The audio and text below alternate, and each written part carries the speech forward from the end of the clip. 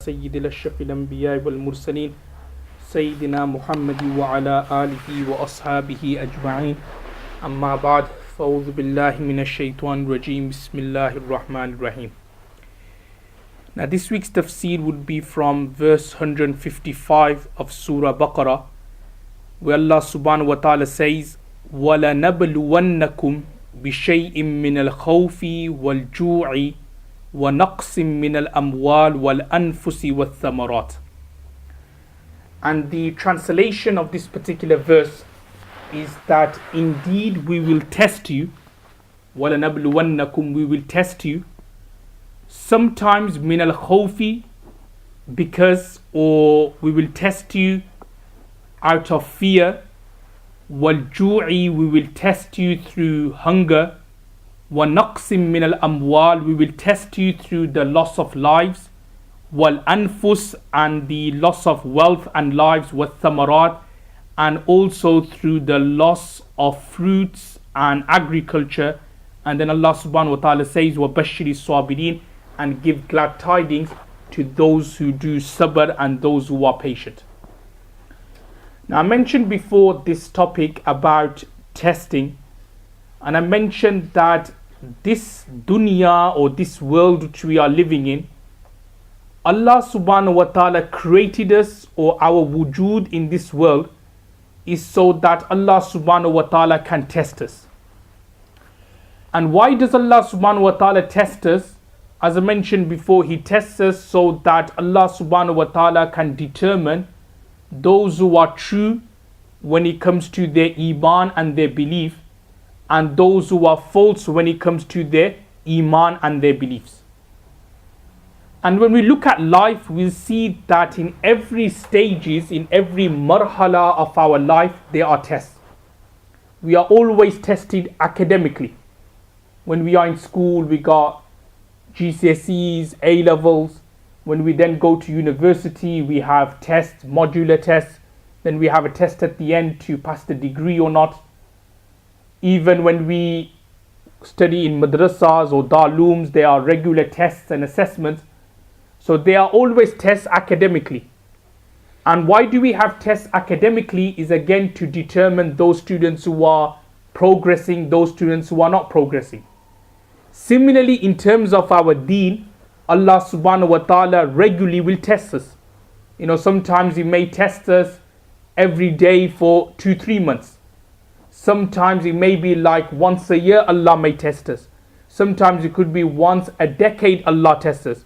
But one thing is guaranteed is that Allah subhanahu wa ta'ala will test us. There may be some times when we go through many years and we think that everything's nice, plain and sailing, we're not getting tested by Allah. But then what will happen is that sometimes something will happen all of a sudden, that the effects of that test will then continue for years, for months, for days, and so on and so forth. It could be someone like, for example, for many years he's had no problems, then all of a sudden his parents or his loved one all of a sudden just pass away tragically.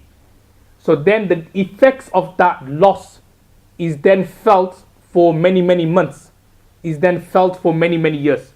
So that's like an example of where Allah subhanahu wa ta'ala will test someone. So it's not necessarily that you'll be tested every single day, but it could be you're tested once in a year, once every few years, but then the effect of that then lasts for many days, many weeks, and many months. Now, how does Allah subhanahu wa ta'ala test us? So in this ayat, Allah subhanahu wa ta'ala explains that this is how I test you. So He will test us through fear. Now, fear could mean like through enemies, or fear could mean in terms of practicing your religion. So for example, we want to go for work, or we're working somewhere, and we want to keep the beard, which is a sunnah, which is something wajib and obligatory. But then we fear that, what would my non-Muslim colleague will say? So that is a test from Allah. Or just say for sisters that they're working somewhere and they want to go work, but they fear that if I wear a scarf or if I wear the hijab, then they'll say, what is this woman doing? So that is a test from Allah. So fear in terms of acting upon your religion, scared in acting upon your religion, that is a test from Allah. So Allah wants to see, okay, is this person a true believer? Is he a true follower of the sunnah of Rasulullah sallallahu alaihi wasallam, that irrespective of his work climate, he's going to keep the beard, or he's going to wear the jubba, or he's going to wear the hat, or he's going to wear the turban. So that is a test from Allah. Another example Allah subhanahu wa ta'ala gives, wal ju'i. Allah subhanahu wa ta'ala, he'll test us through hunger. Now hunger means, like, obviously through poverty, those people who are living in poor countries for days, for weeks, they haven't eaten, haven't had a good meal. So Allah tests them. And as I said before, that's where in places of poverty, that's where you see missionaries and Qadianis in particular, they work there because they know that they could buy people out when they are in poverty, when they are in hunger. So Allah subhanahu wa ta'ala tests people in that way, that okay, you haven't had a meal, you haven't eaten for days, so are you now going to go to, a church for a meal? Are you now going to go to a Qadiani temple for a meal and so on? What are you going to do in that situation? And just on the side, it's actually quite embarrassing that, many of these churches nowadays, and many of these temples, Sikh temples in particular, they provide food. They provide free food. And you'll be surprised or shocked to hear that many of the people who go to these places, they're actually Muslims. They're not Sikh people going to Sikh temples for free food. They're actually Muslim people who, for financial reason or one reason or the other, they can't afford food. So because there's no masajids or no places providing them free food, so what happens is that they go to Sikh temples for food. They go to these churches for food. And that's how the priests and these temples and Qadiani temples are getting these people into their places, is by offering them free food, is by offering them, clothes, and if you got if you don't have a place to stay, you could come to the temple and stay. If you don't have a place to stay, then you could come to the church and stay. So this is how many of these people are losing their iman. They say that, well, the masajid is not providing us, not giving us a place to stay, they're not giving us free food. So what happens? They go to churches, they go to these temples, they go to these Qadiani places, and they lose their iman in that way. Obviously, they, to a certain extent, are at fault, but also we are at fault as well.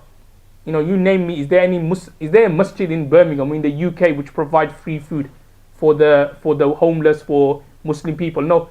So what we more worried about is, when are we going to close the masjid? 5 minutes early it's going to open. 5 minutes after namaz, the masjid closes. So what we should be doing is to try to work for the homeless, bring them into the masjid, provide for them, support them, and so on. All these things got to do with akhlaq, characteristics, character building. All these things got to do with like hukukul ibad, which basically means looking after the rights of the people and so on.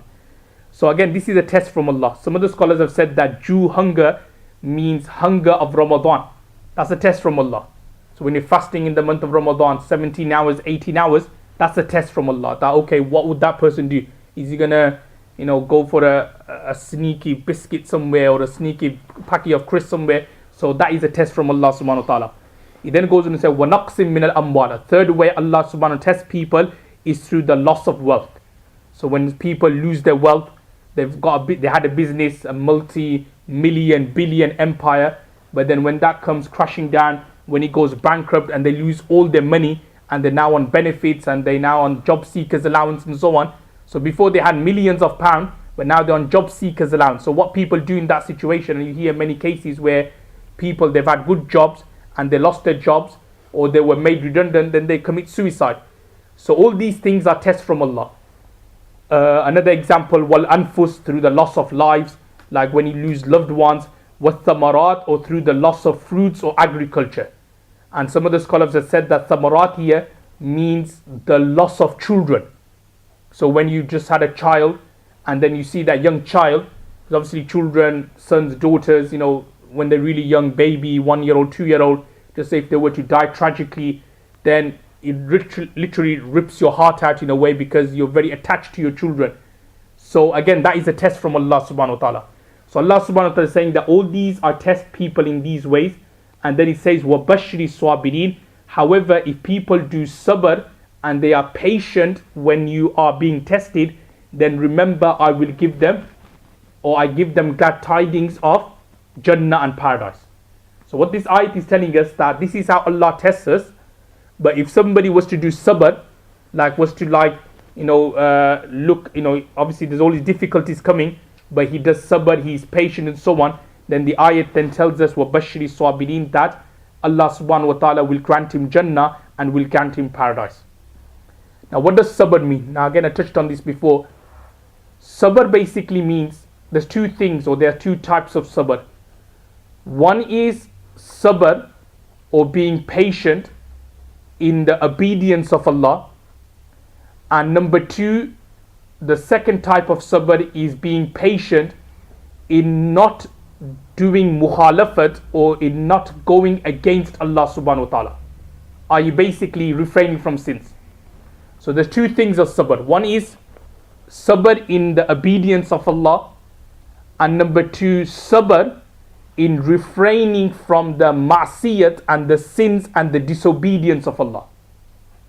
So praying 5 daily prayers and doing that regularly, 5 days, 5 namazis over 7 days, over a month, over a year, over a week, that is also a form of sabr. Then also at the same time staying away from sins, gunas, bad things and lawful things, that is also a form of sabr. And it's mentioned that when somebody does all this, that he does sabr on obedience of Allah and sabr in refraining from sins, then Allah subhanahu wa ta'ala will be happy with him. Allah subhanahu wa ta'ala will be pleased with him. And what is the sign that Allah subhanahu wa ta'ala is pleased with that person? Is mentioned in the books of Tafsir that he will have sukoon qalb. He will have sukoon qalb, i.e. contentment of the heart. He will have peace and tranquility in the heart. Because when Allah is happy with you, when Allah subhanahu wa ta'ala is happy with you, then all the problems, all the difficulties you have, all the pareshanis, all the becheni you have in your heart, Allah subhanahu wa ta'ala will take that away, and Allah subhanahu wa ta'ala will put his happiness in there. And obviously when you have Allah subhanahu wa ta'ala's happiness, then naturally you're gonna feel nice about yourself. There'll be peace and tranquility in yourself. And that's what happened with the Sahabas. Why? Because Allah subhanahu wa ta'ala was happy with them, was pleased with them. That's why naturally they had their hearts all cleansed and purified. So this is something which is very important, having sabr in particular when we are tested by Allah subhanahu wa ta'ala, but also sabr when it comes to refraining from sins and also in the obedience of Allah subhanahu wa ta'ala. Very quickly, the next verse thereafter, verse 156, Allah subhanahu wa ta'ala then says, الَّذِينَ إِذَا أَصَابَتْهُمْ مُصِيبَةٌ, that whenever some musibat or difficulty or some pereshani, asabathum, comes to them, i.e. them se murad, i.e. those people who do sabr, those who are true believers of Allah, qalu, it then goes on to say, inna lillahi wa inna ilayhi raji'un, that they say, inna lillahi wa inna ilayhi raji'un. Now what this ayat is telling us is that whenever a calamity or any difficulty befalls a person, then you should say this dua, which is inna lillahi wa inna ilayhi raji'un. And it's mentioned in a hadith, and remember what we mean by difficulty here means any difficulty. And it's mentioned in a hadith that once Rasulullah sallallahu alaihi wasallam, he was trying to light a lantern. Sometimes when he tried to, even like when he tried to light something, but you find it difficult to light it. So similarly, Rasulullah sallallahu alaihi wasallam was trying to light a lantern, but he kept on extinguishing. So the light will come on, but then it will extinguish. So Rasulullah sallallahu alaihi wasallam kept on saying inna lillahi wa inna ilayhi rajiun, because that was a difficulty there. So any difficulty, it doesn't have to be like a loss of life. It could be any difficulty which you suffer. It could be like illness, that's also a difficulty as well. It could be sometimes like when you're getting up from your bed in the morning and you just get some back pains. That is also a difficulty. Even to the extent that scholars have said that sometimes like you have your pens or your keys and you look, where's my keys and everything, and you look in your pocket and you can't find your keys, and then you look in your coat pocket and so on. I got happy with my glasses, always forget where I leave my glasses. So sometimes looking there, I'm going upstairs, going downstairs. So that is also a musibat. So again, what you should then say in that situation is inna lillahi wa inna ilayhi raji'un. And as you know, as you know that whenever you lose something, you should read this dua. Inna lillahi wa inna ilayhi raji'un, because of what I explained, because that's a musibat. So when you lose your glasses, when you lose your car keys, when you lose your pens, when you lose your books, so it's mentioned in a hadith that you should read Inna lillahi wa inna raji'un, so that you can locate that, or you could find that.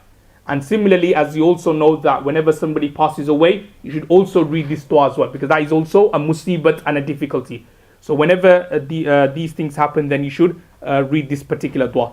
And then very quickly, the next verse, Allah subhanahu wa ta'ala then wraps up here. Allah subhanahu wa ta'ala says that أُولَٰئِكَ عَلَيْهِمْ صَلَوَاتٌ مِّن رَبِّهِمْ وَرَحْمَةٌ وَأُولَٰئِكَ هُمُ الْمُهْتَدُونَ, which means that these people, i.e. who Allah subhanahu wa ta'ala has mentioned that they are tested by Allah, then they pass their test by doing sabr. Also, whenever difficulty comes, they do sabr and they just say Inna lillahi wa inna ilayhi raji'un.